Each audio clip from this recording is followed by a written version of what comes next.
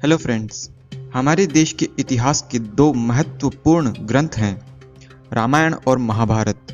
लेकिन क्या आप जानते हैं कि इन ग्रंथों में समय समय पर काफ़ी ज़्यादा मिलावट की गई है। महाभारत में तो 80% से ज़्यादा भाग मिलावट है, ऐसा इतिहासकार स्वयं मानते हैं।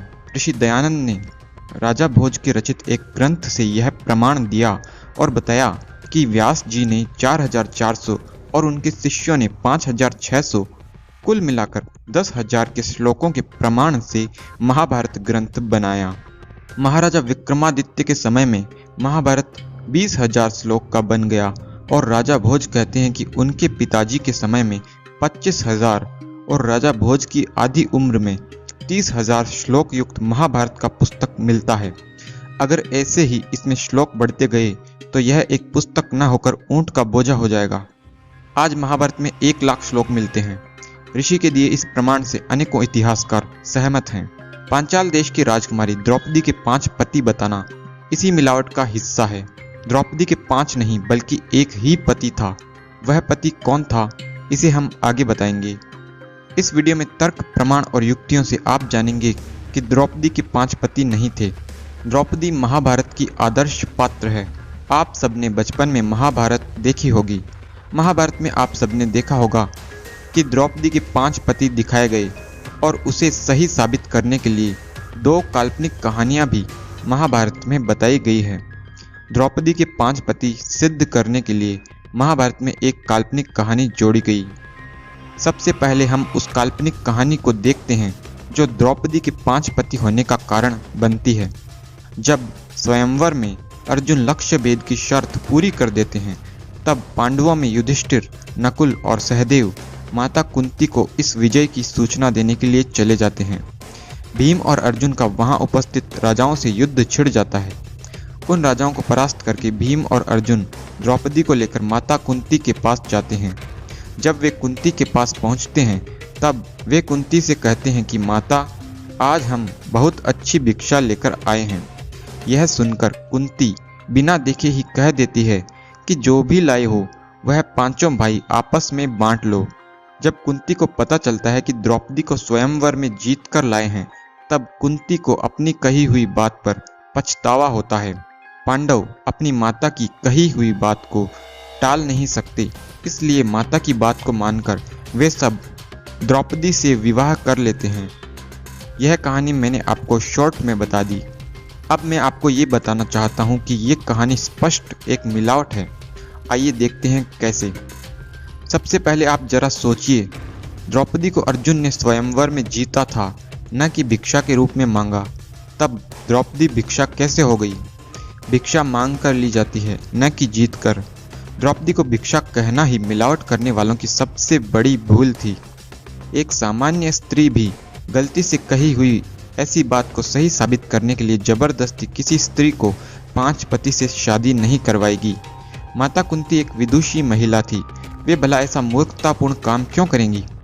कोई भी स्त्री विवाह के बाद ही पति के घर जाती है। द्रौपदी का विवाह होना अभी बाकी था, लेकिन मिलावट करने वालों ने द्रौपदी को विवाह से पहले ही भीम और अर्जुन के साथ रवाना कर दिया।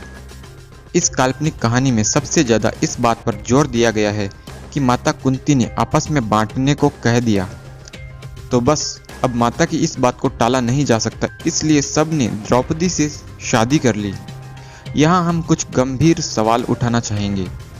अगर माता की कही बात को मानना ही है तो उसी अर्थ में मानना चाहिए जिस अर्थ में माता ने ये बात कही हो।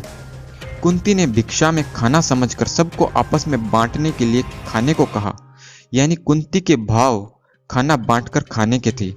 यदि ऐसा ही है तो कुंती की बात को सही सिद्ध करने के लिए द्रौपदी को खाना समझकर आपस में बांटकर खा लेना चाहिए था, न कि उससे विवाह करना चाहिए था। विवाह के लिए आपस में बांटना कुंती की भावना नहीं थी, बल्कि यह मिलावट करने वाले की भावना थी। कुंती पहले से जानती थी कि उसके पुत्र स्वयंवर में गए हैं। इसके 3 कारण हैं। पहला कारण, महाभारत के अनुसार एक चक्रा नगरी में ही कुंती को एक ब्राह्मण ने स्वयंवर में उसके पुत्रों को जाने की सलाह दी और इसीलिए वे एक चक्रा नगरी से स्वयंवर के लिए अन्य देश में आए थे। दूसरा कारण, जब पांडव स्वयंवर में गए थे तब कुंती पांडवों की चिंता करते हुए कहती है कि कहीं धृतराष्ट्र पुत्रों ने पांडवों को पहचान कर मार तो नहीं डाला। यानी कुंती को पहले से पांडवों के स्वयंवर में जाने का पूरा पता था। तीसरा कारण, अर्जुन के द्वारा द्रौपदी को जीतते ही युधिष्ठिर, नकुल और सहदेव पहले ही कुंती के पास चले जाते हैं। क्या वे कुंती को अर्जुन के विजय की सूचना नहीं देंगे? स्पष्ट है कि कुंती जानती थी कि उसके पुत्र स्वयंवर में गए हैं, न कि भिक्षा मांगने। इस पूरी काल्पनिक कहानी को सही सिद्ध करने के लिए मिलावट करने वालों ने महाभारत में जगह जगह अनेकों मिलावट की, जैसे 5 पतियों से 5 ही पुत्र उत्पन्न करवाना, व्यास जी द्वारा द्रौपदी के 5 पति को पूर्व जन्म की घटनाओं से जोड़ना। ऐसी अनेकों मिलावट महाभारत में की गई है। इस बारे में विस्तार से जानने के लिए आप एक फ्री PDF को पूरा पढ़ सकते हैं, जिसमें विस्तार से इस पूरी मिलावट की पोल खोली गई है। अब बात करते हैं कि द्रौपदी का विवाह किससे हुआ। द्रौपदी को स्वयंवर में अर्जुन ने जीता था, लेकिन अर्जुन खुद महाभारत में कहते हैं कि बड़े भाई के अविवाहित रहते हुए छोटे भाई का विवाह कैसे हो सकता है। इसलिए युधिष्ठिर पांडवों में सबसे बड़े होने के कारण उनका विवाह द्रौपदी से किया गया। अब द्रौपदी का एक ही पति होने का स्पष्ट प्रमाण हम आपको देते हैं। जब विराट नगरी में अज्ञातवास के समय पांडव लोग राजा विराट के महल में थे, तब कीचक नाम का एक व्यक्ति द्रौपदी पर आसक्त हो गया था। उसने द्रौपदी का अपहरण करने की कोशिश की और उसे अपमानित किया। जब भीम को इस बात का पता चलता है, तब भीम कीचक को मार डालते हैं। कीचक को मारते हुए भीम कहते हैं कि मेरे बड़े भाई की पत्नी का अपहरण करने वाले कीचक को आज ही मारकर मुझे शांति मिलेगी। यहाँ श्लोक में बड़े भाई की पत्नी के लिए भ्रातुर्भार्या शब्द का प्रयोग हुआ है। यदि द्रौपदी भीम की पत्नी होती तो श्लोक में आत्मभार्या शब्द होता, और संस्कृत के विद्वानों के अनुसार पूरे संस्कृत साहित्य में कहीं भी भ्रातुर्भार्या शब्द का प्रयोग छोटे भाई की पत्नी के लिए नहीं हुआ।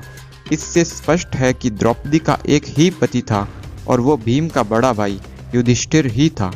जिस तरह आर्यन इन्वेजन थ्योरी का पूरा आधार आर्य शब्द के भ्रामक अर्थ पर टिका है, उसी तरह द्रौपदी के 5 पति की काल्पनिक कहानी भिक्षा शब्द पर टिकी हुई है। जीतकर प्राप्त की गई वस्तु कभी भिक्षा नहीं होती, इसलिए यह काल्पनिक कहानी ध्वस्त होती है। अगर आपको ये जानकारी अच्छी लगी तो इसे ज़्यादा से ज़्यादा शेयर करें। विस्तार से इसके बारे में जानने के लिए नीचे दी गई फ्री PDF ज़रूर पढ़ें। तो फ्रेंड्स, मिलते हैं आपसे अगले वीडियो में। तब तक के लिए नमस्ते।